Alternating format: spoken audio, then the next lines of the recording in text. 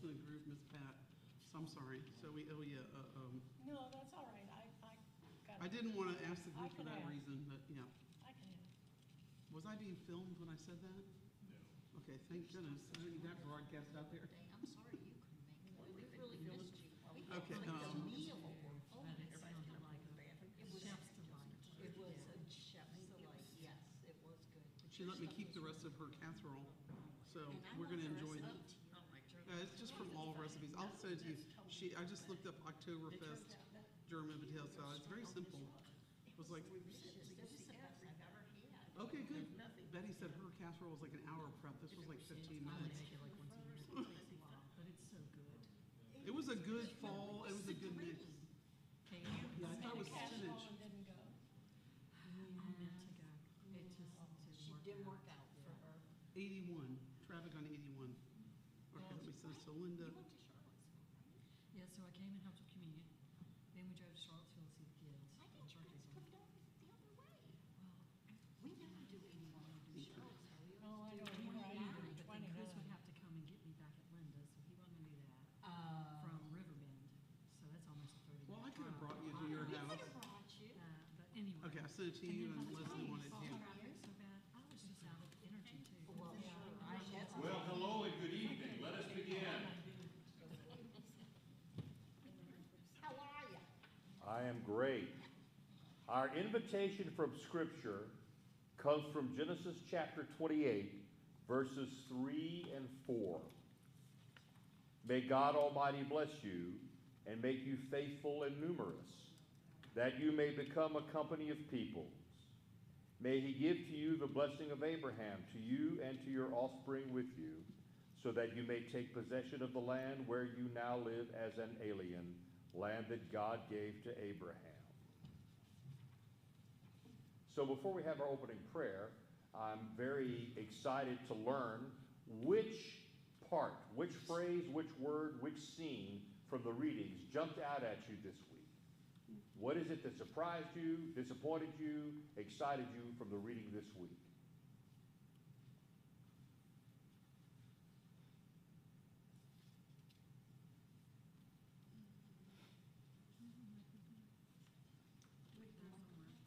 Oh, the microphone, yes.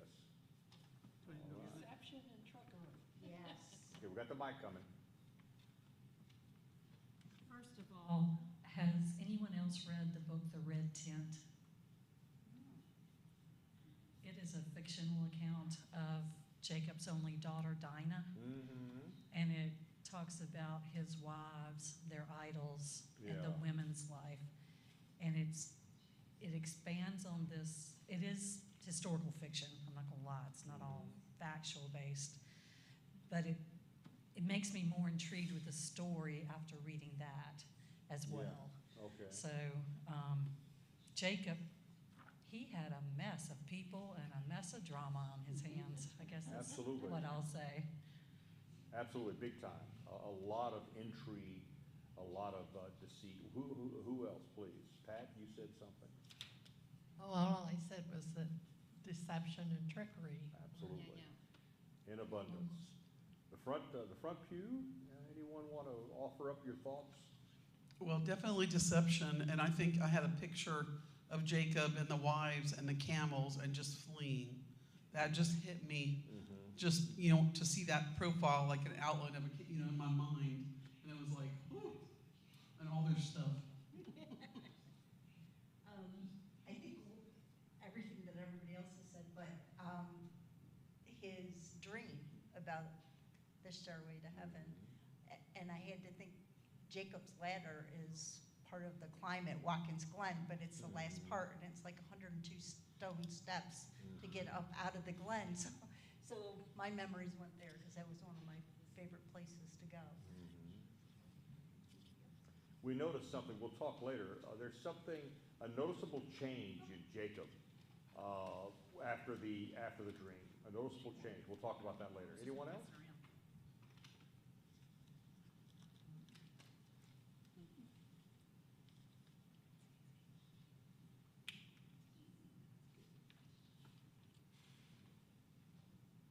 No one else? Have a thought? Anything that popped out at you? Let's go to the Lord in prayer. Gracious and loving God, we thank you again for this privilege to journey through Genesis. You guide us, you inspire us. You inspired the writing of this holy book. Open our minds and our hearts to your will for us. Make us see ourselves in the story and be hesitant to judge, but eager to learn. In Jesus' holy name, amen.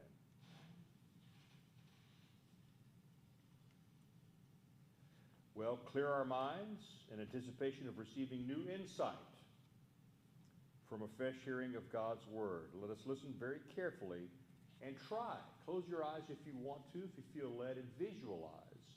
There are a few different speakers in this particular clip of the long. It's a rather long, there were a couple of long readings this week, but there are a few different speakers, and this is a long text we're going to hear tonight in the first clip. But please, think about what the conflict is that's driving the story, who the big players are, what's going on, and maybe even close your eyes and picture the body language and the facial expressions and so forth, okay?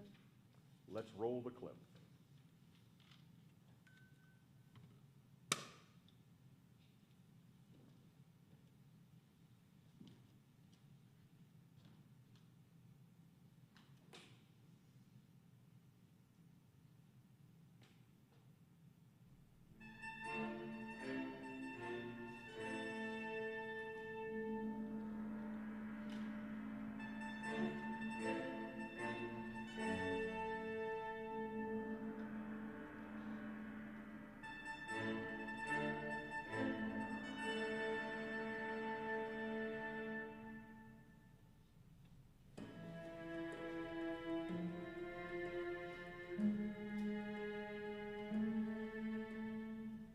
When Isaac was old and his eyes were dim so that he could not see, he called his elder son, Esau, and said to him, "My son?"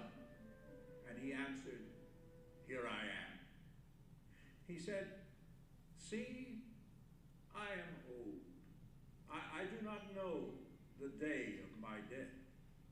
Now then, take your weapons, your quiver and your bow, and go out to the field and hunt game for me. Then prepare for me savory food such as I like, and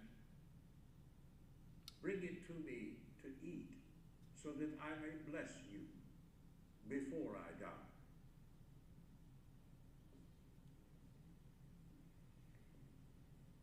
Now Rebekah was listening when Isaac spoke to his son Esau. So when Esau went to the field to hunt for game and bring it, Rebekah said to her son Jacob, "I heard your father say to your brother Esau, 'Bring me game and prepare for me savory food to eat, that I may bless you before the Lord, before I die.' Now therefore, my son, obey my word as I command you. Go to the flock and get me 2 choice kids, so that I may prepare from them savory food for your father, such as he likes, and you shall take it to your father to eat, so that he may bless you before he dies." But Jacob said to his mother Rebekah, "Look, my brother Esau is a hairy man, and I am a man with smooth skin. Perhaps my father will feel me, and I shall seem to be mocking him, and bring a curse on myself, and not a blessing." His mother said to him, "Let your curse be on me, my son. Only obey my word and go. Get them for me." So he went and got them and brought them to his mother, and his mother prepared savory food, such as his father loved. Then Rebekah took the best garments of her elder son Esau, which were with her in the house, and put them on her younger son Jacob. And she put the skins of the kids on his hands and on the smooth part of his neck. Then she handed the savory food and the bread that she had prepared to her son Jacob.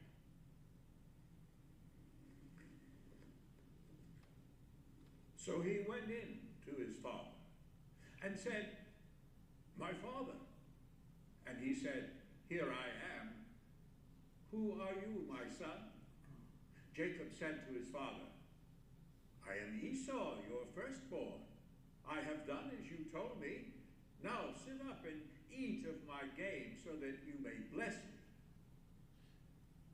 But Isaac said to his son, "How is it that you have found it so quickly, my son?"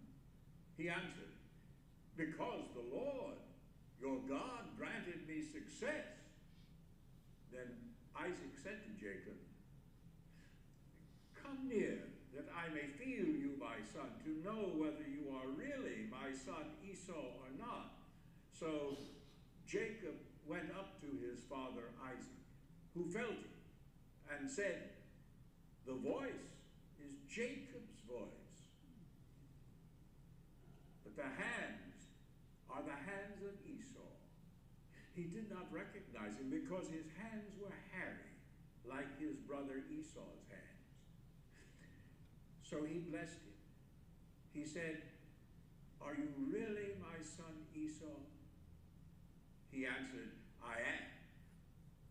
And then he said, "Bring it to me, that I may eat of my son's game and bless you." So he brought it to him, and he ate, and he brought him wine, and he drank. Then his father Isaac said to him, "Come near and kiss me, my son." So he came near and kissed him, and he smelled the smell of his garments and blessed him, and said, "Ah, the smell of my son is like the smell of a field that the Lord has blessed. May God give you of the dew of heaven, and of the fatness of the earth, and plenty of grain and wine. Let peoples serve you, and nations bow down to you.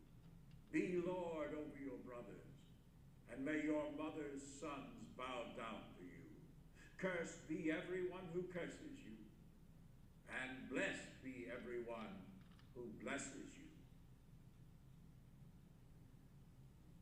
As soon as Isaac had finished blessing Jacob, when Jacob had scarcely gone out from the presence of his father Isaac, his brother Esau came in from his hunting. He also prepared savory food and brought it to his father. And he said to his father, "Let my father sit up and eat of his son's game, so that you may bless me." His father Isaac said to him, "Who are you?" He answered, "I am your firstborn son, Esau." Then Isaac trembled violently and said, "Who was it then that hunted game and brought it to me, and I ate it all before you came? And I have blessed him? Yes, and blessed he shall be." When Esau heard his father's words, he cried out with an exceedingly great and bitter cry, and said to his father, "Bless me also, father." But he said, "Your brother came deceitfully, and he has taken away your blessing." Esau said, "Is he not rightly named Jacob? For he has supplanted me these 2 times. He took away my birthright, and look, now he has taken away my blessing." And then he said, "Have you not reserved a blessing for me?"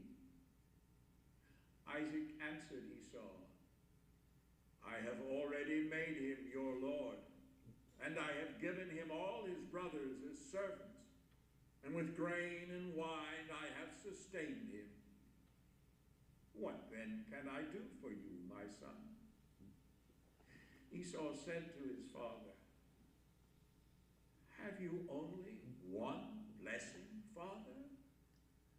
Bless me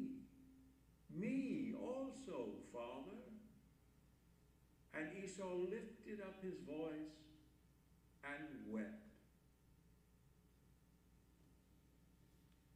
Then his father Isaac answered, "See, away from the fatness of the earth shall your home be, and away from the dew of heaven on high. By your sword you shall live, and you shall serve your brother. But when you break loose, you shall break his yoke from your neck."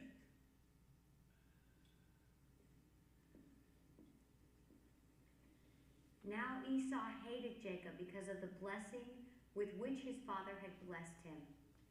And Esau said to himself, "The days of mourning for my father are approaching. Then I will kill my brother Jacob." But the words of her elder son Esau were told to Rebekah. So she sent and called her younger son Jacob and said to him, "Your brother Esau is consoling himself by planning to kill you. Now therefore, my son, obey my voice. Flee at once to my brother Laban in Haran, and stay with him a while, until your brother's fury turns away, until your brother's anger against you turns away, and he forgets what you have done to him. Then I will send and bring you back from there. Why should I lose both of you in one day?"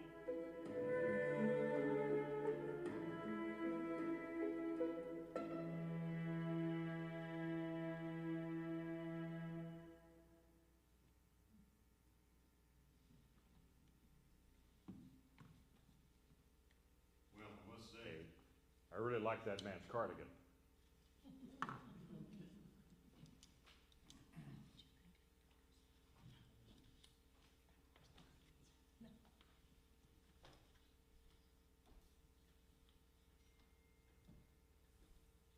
What drove the action? Who are the main players here?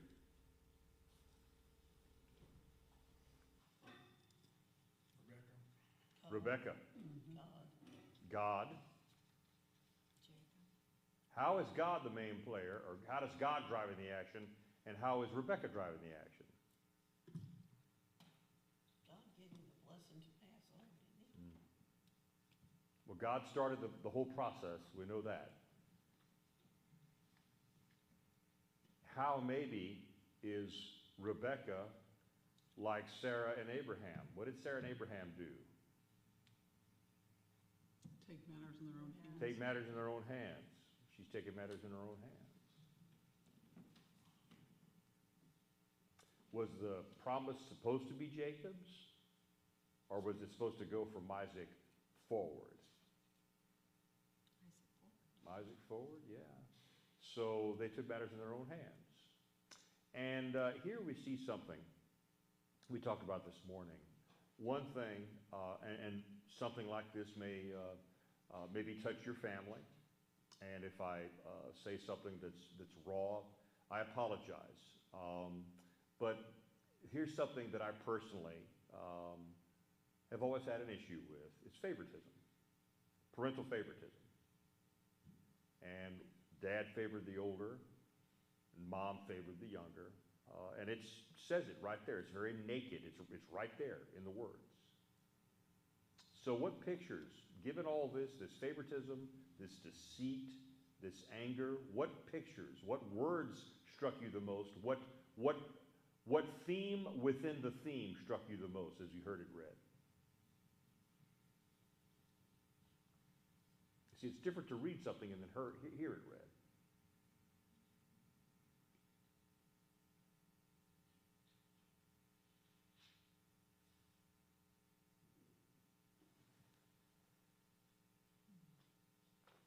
I have an answer, but I want to hear yours. I mean, the pain of deception, Mm-hmm. how strong that was, and how, I guess life-changing that was. In the beginning of the story, in the beginning of the narrative, how is Esau depicted? He's the firstborn. He's the firstborn, and how is he, his character, his persona? How is he depicted? a hunter, A worker. a worker, tough, rugged, hairy, a beast.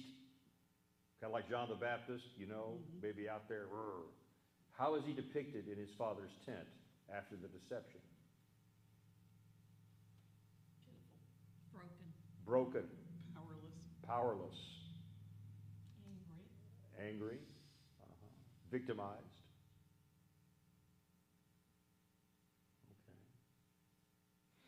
Okay.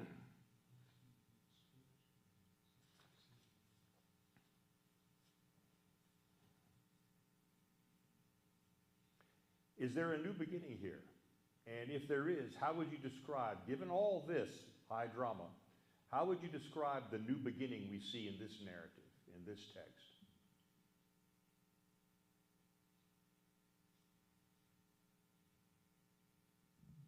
I think it's really amplified as Jacob is journeying and he has this dream. Because God, you know, he's been blessed by his father, but now within the dream, he also receives God's blessing. And he's acknowledged by God as the one who will continue to carry forward this covenant he has with Abraham. So I kind of see that as a new beginning. Okay. Anyone else? You know, I kind of see like God has this overall plan, and he knows what he wants in the future.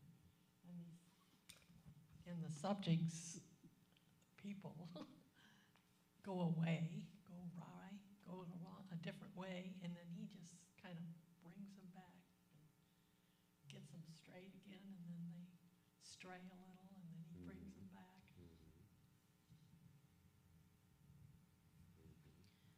I also, and I think everyone else probably did too, made note of Esau's wife choice, and it displeasured them.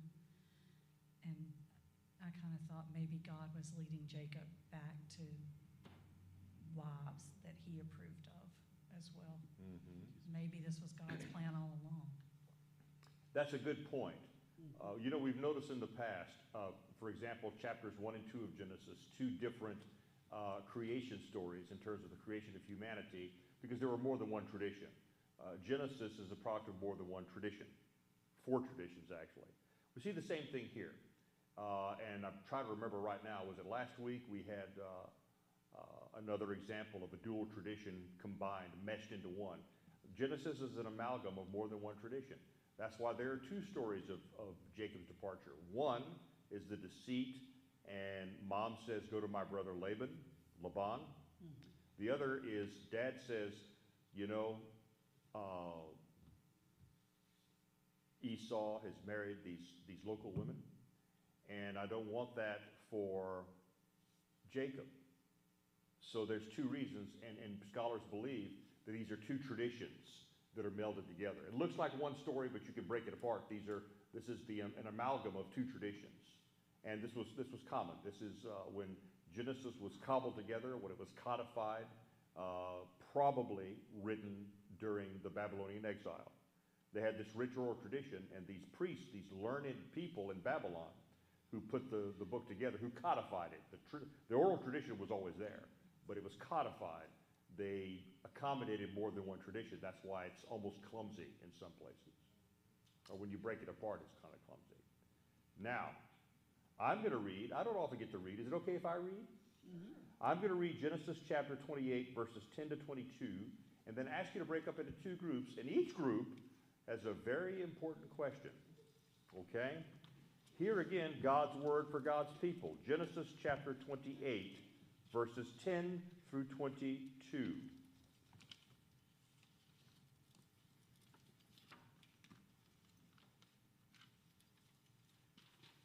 And I'll be reading from the NIV. Genesis 28, 10 to 22. Jacob left Beersheba and set out for Haran.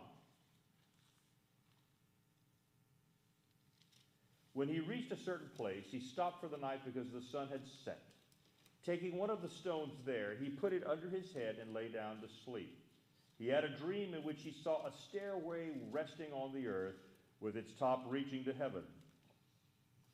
And the angels of God were ascending and descending on it. There above it stood the Lord, and he said, I am the Lord, the God of your father Abraham and the God of Isaac. I will give you and your descendants the land on which you are lying. Your descendants will be like the dust of the earth, and you will spread out to the west and to the east. To the north and to the south, all peoples on earth will be blessed through you and your offspring. All sound familiar? I am with you and will watch over you wherever you go, and I will bring you back to this land. I will not leave you until I have done what I have promised you. When Jacob awoke from his sleep, he thought, surely the Lord is in this place, and I was not aware of it. He was afraid and said, how awesome is this place? This is none other than the house of God. This is the gate of heaven. Early the next morning, Jacob took the stone he had placed under his head and set it up as a pillar and poured oil on top of it. He called that place Bethel, though the city used to be called Luz. Then Jacob made a vow, saying, if God will be with me and will watch over me on this journey I am taking, and will give me food to eat and clothes to wear, so that I return safely to my father's household, then the Lord will be my God, and this stone that I have set up as a pillar will be God's house. And of all that you give me, I will give you a tenth. Now, let group 1 be the first 2 pews. Let group 1 be the first 2 pews, and group 2 be the last 5 of you. And I'll ask the abbots if they'll join whichever group they want. But group 1, okay, Pat and Betty and Leslie and Lynn, your question is this. And again, refer back to Genesis 28, verses 10 to 22, the story of the ladder. What is significant about where in the text the story of Jacob's dream is placed? Why? What is significant about the story of Jacob's ladder having this position in the text? Look at what's before it, what's after. Once again, what is significant about where in the text the story of Jacob's dream is placed? Group 2.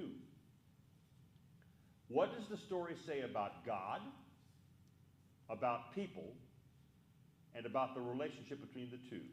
What does this story say about God, about people, and about the relationship between the two? Now let's reconvene in 10 minutes.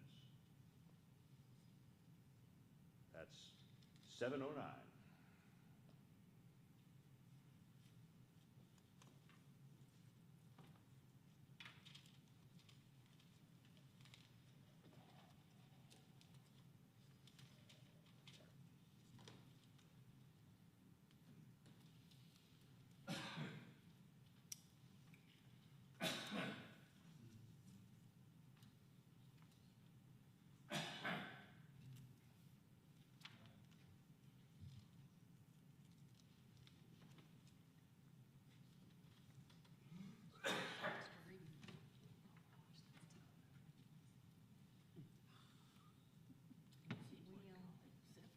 It's my study. The father gave it to the wrong daughter, and he's giving them a dream to the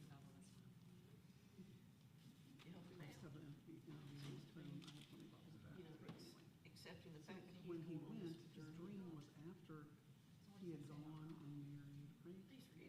No, he had married his way. He'd gone his way. He's on his journey. Forgiveness. He gives, forgives. Yeah, Isaac just blessed him and told him to marry The mother and the other son out pulled of, something on him. out of the lot. So he's forgiven. Oh, yeah, it was He's still Esau that letting just Jacob married the have. other one. Okay, Right. Yeah. so Jacob's on his way to It take a doesn't walk. bother him to give Jacob a blessing Right. because he's already blessed. Even though he was the wrong son.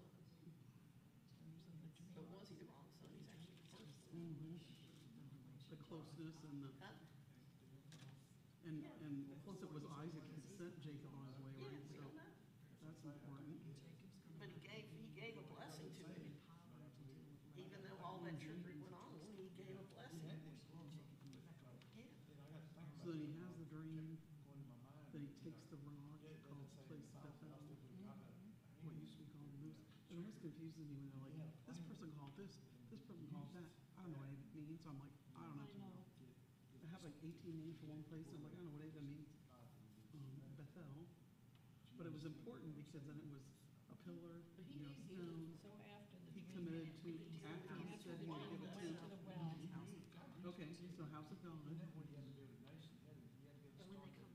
he stops at. He was still faithful to his original covenant. I think that's where you And his vow, he said the pillar will be God's house, so therefore Bethel.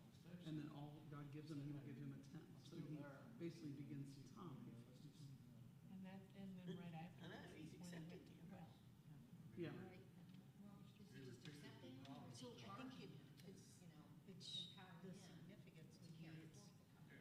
it's Personally showing, told like you Abraham said, and Isaac be and more Jacob. openness to have a relationship with God. And it basically turned his life around, so he never one declares, this is the home of God, the house of God, Right, and then he commits to giving God a tenth of everything he has, right. which that wasn't, And God did the same thing with Noah. To encourage the following. Right. So, I think so. I think so too. You think so?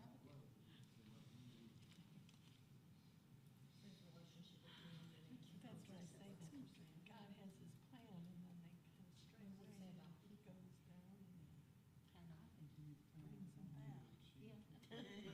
He's been doing it for a while, he wants to bring it back to order. So,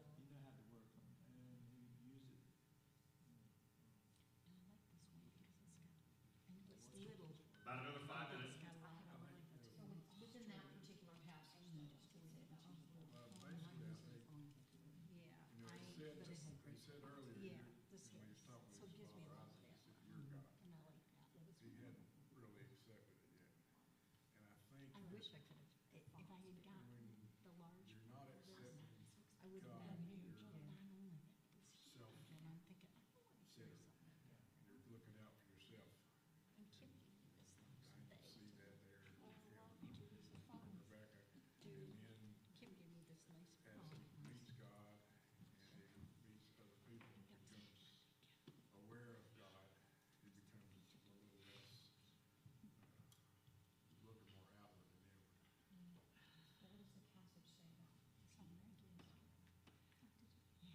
Yeah, we were getting our toes, yesterday was hair and toes day, so this like spa your day. haircut was good. So, yeah. No, I don't, Sometimes it that's just when takes an driving outside home at night, force to when all the lights are coming give you in that. with the sun right shining step. right. Oh, yeah. I noticed how dirty my windshield was. Yes. I noticed how dirty my back window was. I know. Welcome to life in the country. And like, I remember we moved to Madison, I had like crap all over the bag, and we got a car wash, and like a week later, I was like, oh, it's crap. When I get home here, it was impossible to keep my car, because I was on Bedford's all the I was like, time. I'm not gonna get a car wash every week, so I'm like, okay. Well, I don't usually drive it Yeah. it's done, Yeah. so. This is, You Now have that something it's in the getting morning that dark. you can't come in the morning? Yeah. Well, we're glad you're here. Yeah, we'll take you. I don't know how long I'll be. I will ask, I will email Stephanie. I'm trying to think who else was there. No, I can ask Sunday. Are you sure? See if I can Okay. get somebody. I knew, but I didn't want to ask in the group because I was like, the wrong Yeah, person will Mike, volunteer. Mike is hoping to be back to help, so. If I didn't have that wedding, I only have like one wedding, but Just let me know. It's also Oh, saying I that will. God is empowering Jacob to carry the covenant forward. if not, Stephanie might want to do it, and Joe might even want to We've help. got Stephanie and Joe, but I don't know what their schedule is. Anyway, Yeah, I was thinking about focus and those people. I meant to ask I them have for to have bowling, and I people forgot. first. My brain was like, oh, look, something shiny. Oh, okay. And I forgot. I don't think he'd do well at stepping stones because of the stand. What you should tune into is, like your Danny said, Tolerate that. acceptance of God is. As you do. I enjoyed it when I did it that first summer. I just went that one time this summer. No, it's 9 to 1.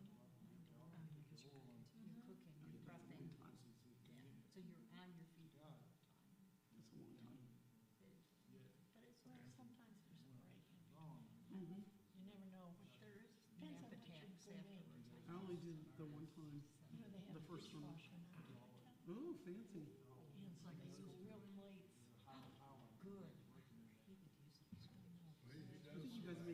cowboy casserole the time I helped the first summer. It was something like that, some recipe, cowboy casserole or something like that. Apparently Becky was there, Alex came and helped, Alex Kaplan, I forgot. Yeah, I noticed he's Anyway. unconditional. She looked better this week. First time I can say, I think she looked better. Yeah, than it the is first. too. Women, the wife and the servant, had the children trying to buy food and got the best child and all that kind of stuff. Ordered some Keep stuff running from for that kind of Amazon wish list and it came yesterday and she sent me a message. dickering back and She forth shared a stuff. wish list, not just like snacks and stuff they need.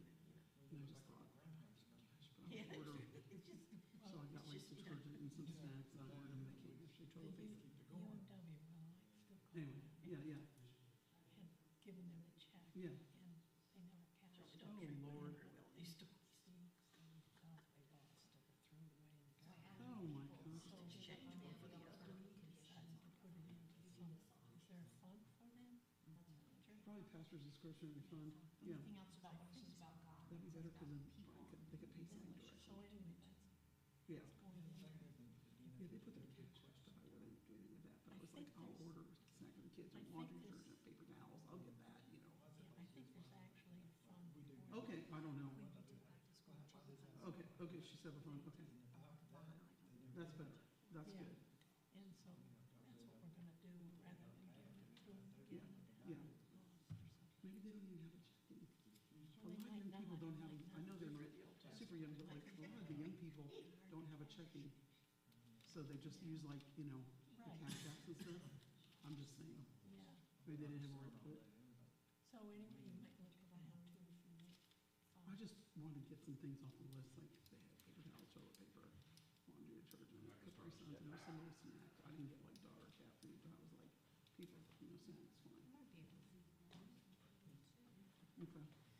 Oh, goodness. you know, my kitty's not doing good now. It seems like to me it'd be You, scary to be you want me to go get one so you can finish? you know, to another No. area where you don't know Why? anything about it. You need to be there? I don't know how to finish. Otherwise, just end it at 8. He gets out like at 8:10. I was gonna leave at 7:45. He told me 8:10. Well, okay, well, whatever. Maybe you can finish 7:45. That's fair, you trying to keep reins on that boy. Have you met this child? Or So you wanna go? Yes, I have. You wanna go? Well, I'm not gonna finish the Bible study because I don't know how I'm ending it, so Okay. you would have had to tell me that before now. Well, this is your wheelhouse, dear. This is what you Yeah, but do. I would have looked at the book before now, you know, other than what I've read. I didn't look at the leader's guide. But you did. Well, I did all my reading. Okay. All right, let's resume. It's been about 10 minutes, maybe more. So, the story, Genesis 28, verses 10 to 22. Again, the story of Jacob's ladder. It's pivotal. You see a change in Jacob. We'll speak to that. But group one, what is significant about where in the text the story of Jacob's dream, Jacob's ladder, if you will, is placed? What's pertinent about its placement, given everything else in the larger story? Well, we talked about that, with Noah and then with Abraham and with Isaac, God made an appearance to all of them. This is kind of the first time we hear of God appearing to Jacob.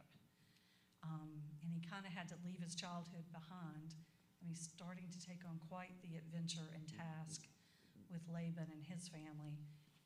And so it was kind of like God introducing himself to Jacob, but also saying, hey, I'm a real deity, and your family has pledged their allegiance to me, Yeah, and this is who I am. yeah. Okay. And then in turn, with Jacob's change of him devoting himself to God too, you know, with tithing and just building a relationship with God. Mhm. So, He starts out following mom. Now who's he following? God. God. Okay. Very pivotal, I believe. Anyone else? Good. Well done, group one. Anyone else? Well, Betty had looked up, so Bethel means house of God. Mm-hmm. And yeah, so it goes from not having like a close connection with God to then saying, this is the house of God, you know, this is the pillar. And then he pledges, basically, he says he'll tithe. 1/10 he will give. And what had happened before was he was on his way to, right, go find a wife.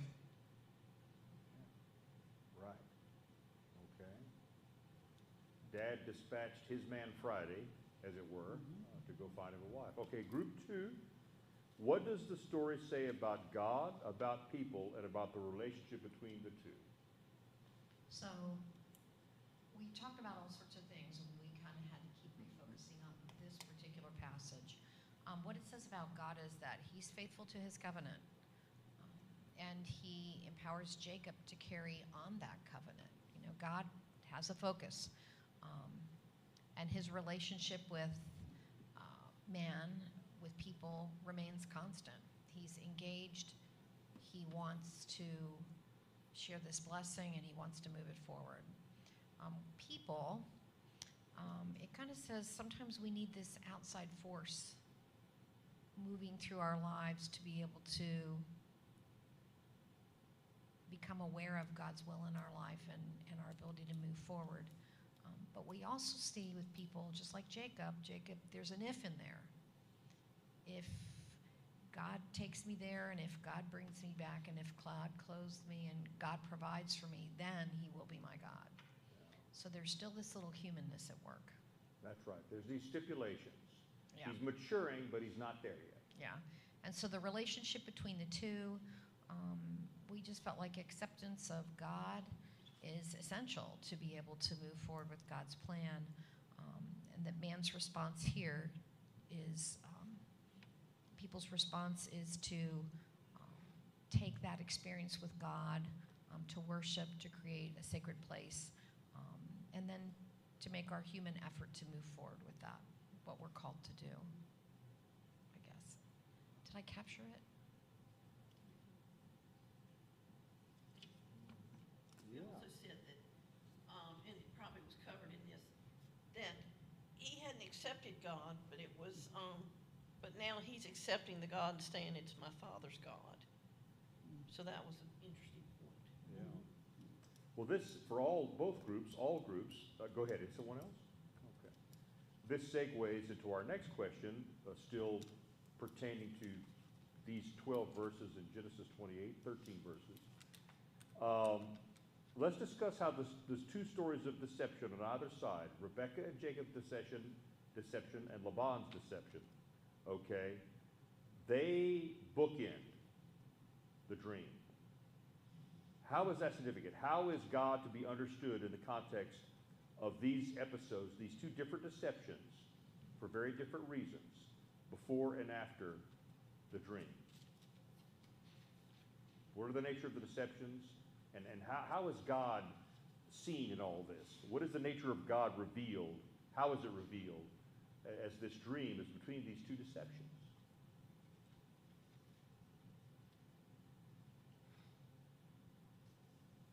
In that you can't fool God.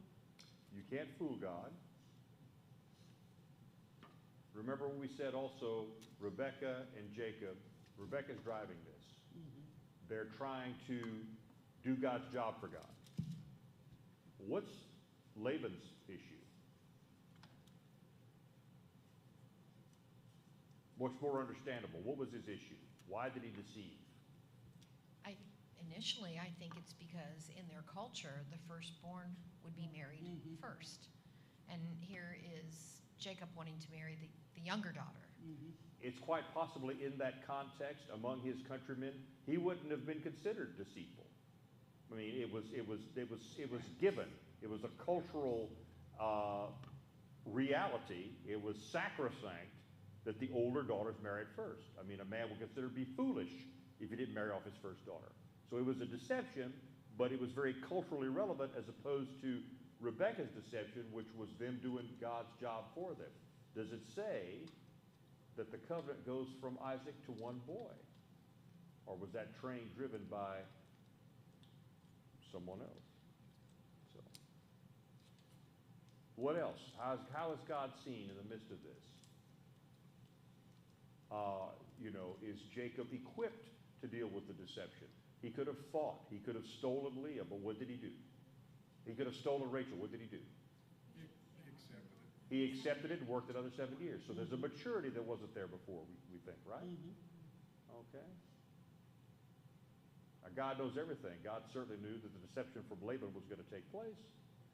So what can we say about the dream? He was a deceiver. Now karma, that we would say in contemporary parlance. He's got some karma coming back at him. The deceiver got deceived, but he's equipped to deal with it. So where's God here? Where's God playing in between these two deceptions? You know, there had to be deception between the wife and the slave. They were both giving birth to children, trying to be the firstborn. Yeah. So technically, Jacob was the firstborn, Mm-hmm. even though he wasn't from the wife. Would that be right? Say Esau that one first. Esau was born first. Yeah, Esau was first, so Jacob was not the firstborn, he was the secondborn. He was the second twin. But don't you think, you know, if you lived in a situation where you had the two women fighting over all that, you would just get used to deception? Not that it's right, but that's the life they lived, trying to one-up each other to get their kids in the better spot.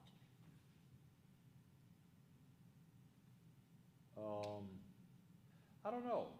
I mean, if Rebecca's the mother of twins,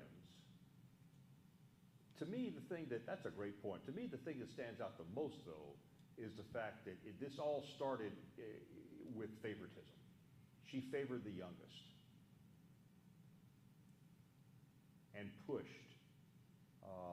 very aggressive, for a culture where the women were second-class citizens, considered almost property, as someone said this morning. Their words, not mine. She was very bold. Wasn't she told too that there were two nations in her womb? Yeah. And that the younger would rule over the older? And she took that to mean, I got to do something.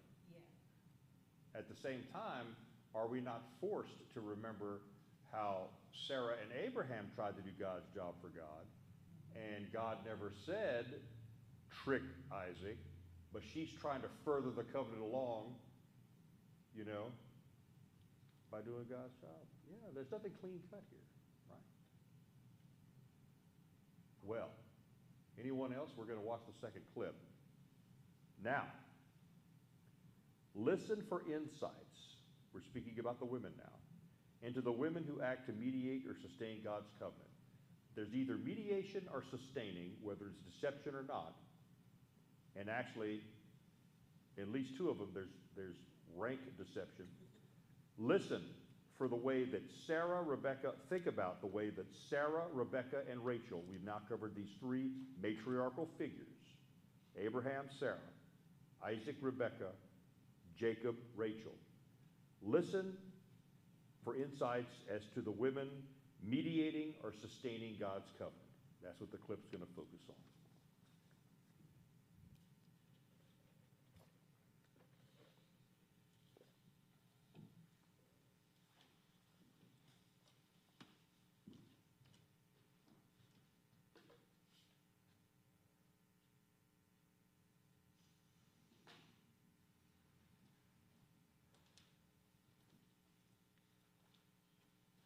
See, in Genesis 27, we have a story of Rebecca, and that's one of several stories in Genesis that really highlight the role of the wives of the patriarchs. We call them matriarchs. Help us understand why are they just wives, or why are they important in the story of Genesis? Pete, that's an excellent question. We want to move our focus from the idea that these women are simply wives to see their active role and proactive role as mothers of the covenant people. Rebecca, in particular, is very dynamic as a character. She is very often on the go. The verb to go is used 7 times in reference to Rebecca. She travels, she goes out to meet people, she administers her household in a very active and effective way. And she also makes a particular choice between her children. She loves Jacob, and she works to ensure that Jacob receives the blessing that God has ordained for him. And how about moving back to Sarah, who's sort of like the matriarch of the matriarchs? I mean, how is she important in the flow of the story of Genesis?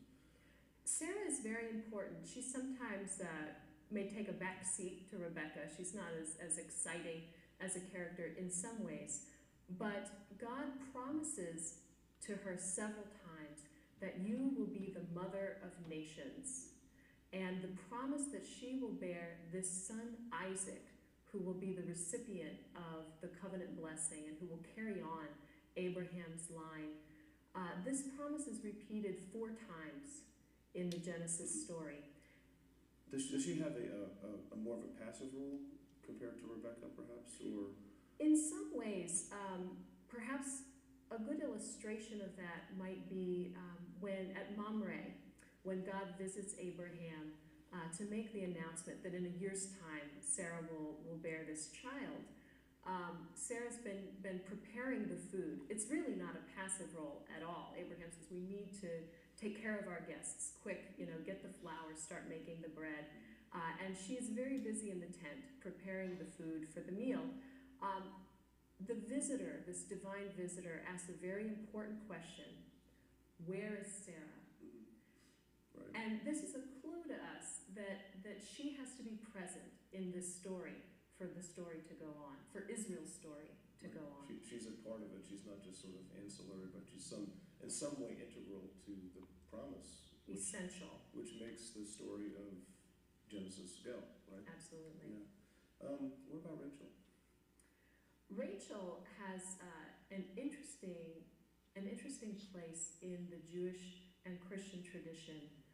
Rachel is the beloved and favored wife of Jacob. She's a shepherd, so we see again she has a very active role. She goes out into the public sphere, and she also, as a shepherd, models God's own shepherding care. She bears 2 children. Joseph is her older son, and Benjamin is her younger son. She dies giving birth to Benjamin. In that story, we get a glimpse into the kind of risk that the mothers of Israel took on themselves in bearing children. We tend to think of pregnancy and childbirth as relatively safe. Modern medicine has done a lot for women. The process is when you give birth, you're usually anesthetized in our culture. In the ancient world, it was very dangerous. The average life expectancy for males in ancient Israel, from archaeological evidence we've learned, is probably about 40. For women, it's 30. Because during those childbearing years, women were very likely to die in childbirth. We also see that there's a very high infant mortality rate, and the work of women in nurturing and feeding and clothing and sustaining children is very hard work in the face of disease and problems of famine.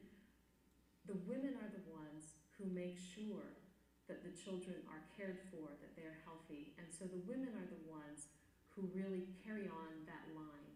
Well, the covenant is certainly one of the central, if not the central issue in the book of Genesis. How do the matriarchs in the book of Genesis mediate that covenant? How do they make it happen? How do they carry it forward? Well, a crucial piece of that covenant is the promise of descendants, the promise of seed. And the matriarchs really are a key part of that for obvious reasons. First of all, because without a mother, you can't have a child. And throughout the stories of the matriarchs and the patriarchs, you have the concern for will there be an heir to the promise? And who will be the heir to the promise? For Sarah, it's a question of she's entered into her old age, she's barren, will she be able to have a child? And frankly, she is very courageous in accepting the gift that God gives her to bear a child at her age. For Rebecca, the problem is that she has twin sons.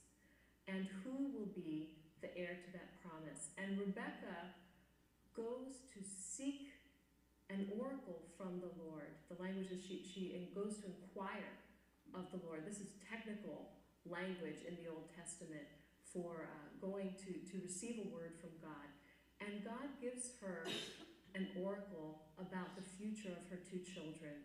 And with that information, she knows whom she must choose and whom she must help to receive the blessing. That's information given to her, not to her husband. Only to her. Right. That's right, and directly to her. And in the story of Genesis 27, that's what we see. Rebekah intervening at just the right moment to make sure that when Isaac gives his blessing, he gives it to Jacob, because Jacob will become Israel. Jacob will become the father of the covenant people. Thea, the story of the patriarchs and matriarchs in Genesis is more than just about them. It's ultimately, I guess, about God and who He is. So what picture of God emerges for us? What can we understand about God from looking at this relationship of the role that the matriarchs play in Genesis? Well, it shows us a God who acts to sustain the life of God's covenant people. We see the actions of Rebekah, for example, in feeding and clothing and intervening for the welfare of her child and to ensure that promise. And in the ways that she and the other covenant mothers perform this sustaining activity, they mirror God's own nurturing and sustaining actions. And that tells us something about God.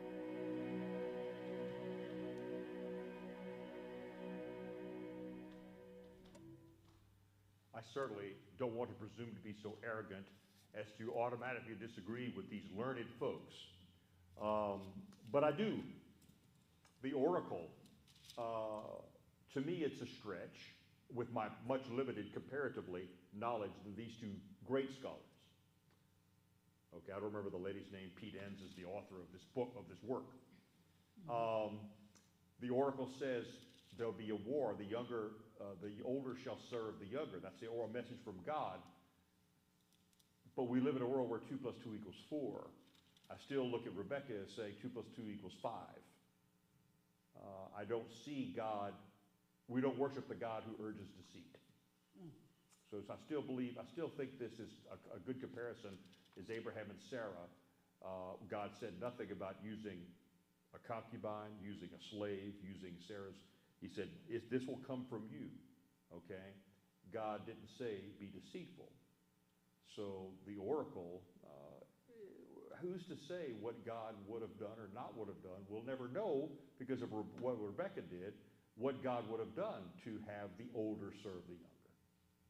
It was an oracle, but not an instruction. Now that's my, the lady said, again, very learned, both of them, that she knew what she had to do. Well, she knew what she wanted to do, okay? You come to whatever conclusion you want. I just choose to respectfully hold on to a different take.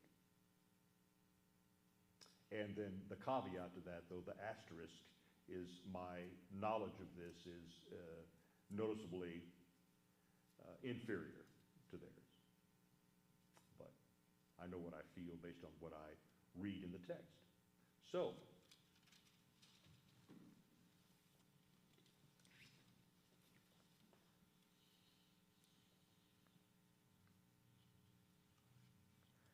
with the stories of Genesis and the video discussion in mind, let's share insights regarding the matriarchs that were discussed, Sarah, Rebekah, and Rachel. Now for each matriarch, okay, how does she mediate or sustain the covenant? How does she affect the covenant? Let's do a recap. Someone do a recap. Sarah, Rebekah, and Rachel.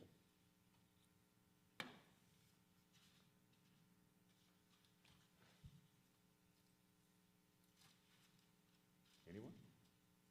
So Sarah, God promises that she'll be the mother of the nations,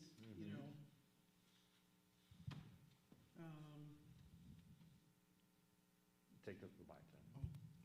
Okay, so Sarah, God promises that she'll be the mother of the nations. I mean, Rebekah, she got, Jacob the blessing because she loved him most. He was her favorite. Rachel, she was the beloved and favored wife. So we see in these stories, Rebekah takes matters into her own hand, and Rachel, when they leave, after Laban's deception, and they leave, we see Rachel has stopped being Laban's daughter and started to become Jacob's wife. Okay? Right? Now, you know what I mean when I say that. He's never not Laban's daughter, but she's now complicit. Or complicit's not a good word. She is now cooperative, engaged, on board, active in the covenant. All right, which leads to our next question. We see all three active in the covenant. Sarah tried to have her slave girl, her servant, be the mother of the promise, and she would look at herself as the surrogate mother, but then they were assured, God says, what did you not understand when I said you will give birth? Remember the story, the oaks of Mamre, and she laughs, and it'll be through you. So she tried to work with Abraham to manipulate what God was doing, help God. God doesn't need help. So did Rebekah, and so did Rachel. She stole the gods. Now, why would she steal his gods? To throw him off?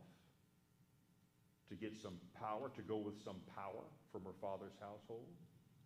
To show that she was on board with her husband and all the power and impetus of what was happening should be, should everything in terms of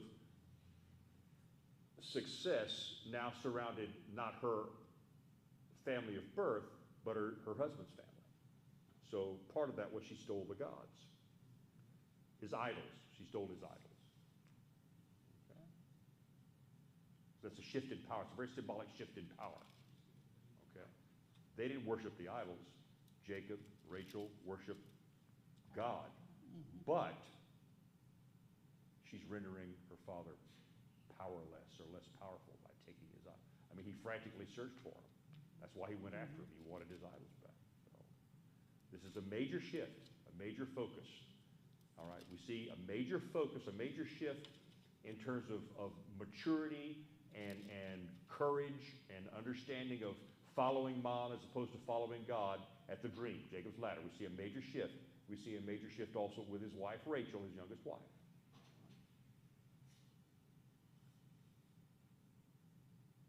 She becomes jealous of her sister Leah until finally she has two sons of her own.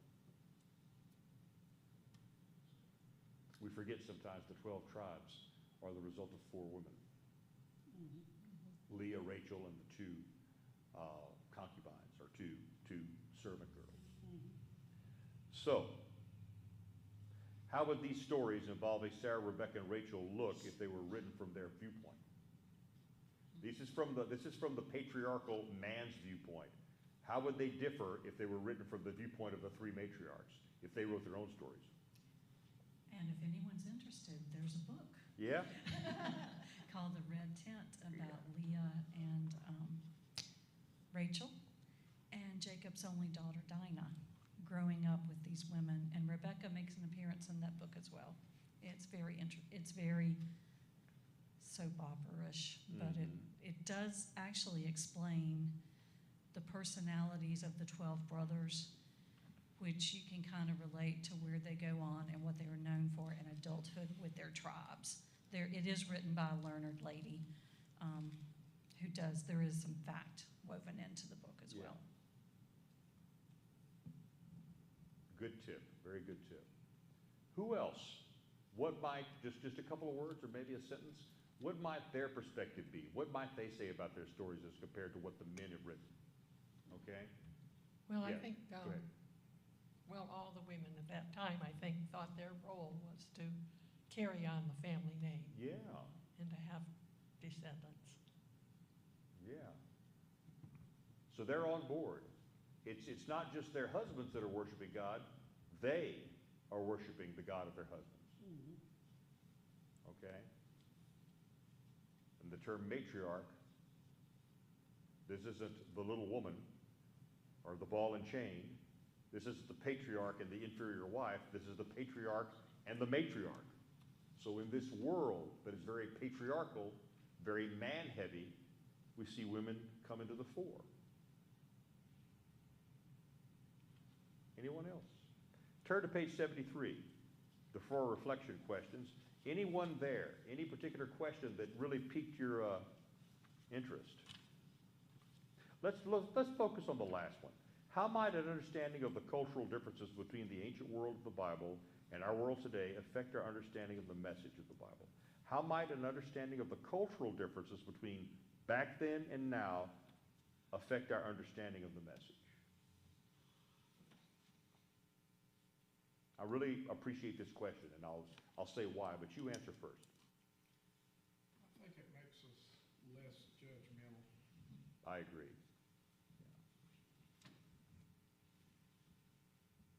We keep looking through this lens of Western culture products of the 21st century. Back then, they had understandings we can't understand. Right. That's my answer also, Dennis. I thought it kind of gave me the idea as to what was Mike? acceptable. So what was acceptable between the cultures? I mean, we've seen a lot of different things with reading that would not be acceptable in our day. Like Dennis was saying, you know, it makes us hopefully less judgmental, but it's still kind of shocking to have some of those, Right. some of the things that they did. And talking about the deceptions, question one, what relevance do you think the deceptions of Jacob and others have on our understanding of the meaning?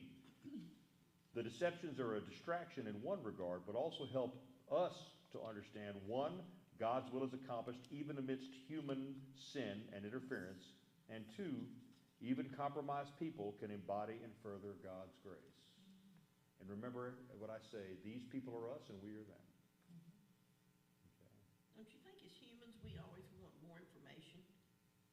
I mean, you know, Knowledge is power. I mean, you know, we have written word and videos and, you know, you don't do anything that you didn't have a video for or read a book about, or, I mean, you know, you do, but not much. And so that has always struck me is, would I be able to just accept that? I mean, I've accepted nudges, but something huge like going across the world, I mean. I mean, would you be able to accept that without all that backup we're used to? It changes the way you look at it. Does that make sense? Right, it does. I agree. Anyone else? We're going to pray in just a minute, but I love the title of chapter 7. It's like a movie sequel. Okay, Jacob, the struggle continues. That's like the sound of a part 2. So we wrap up Jacob, and even more intrigue, and Esau comes back into the picture. And there's a lot in the midst of all this badness. There's a big chunk of grace when, well, let's talk about it next week. Okay. Yeah, no. Any other thoughts? I, like you, am thoroughly enjoying this study. Really. Hard to believe we're 2/3 done. Will you bow your heads? Gracious and loving God, thank you for opening our minds and our hearts to your will for our lives. Move us forward in love and faith.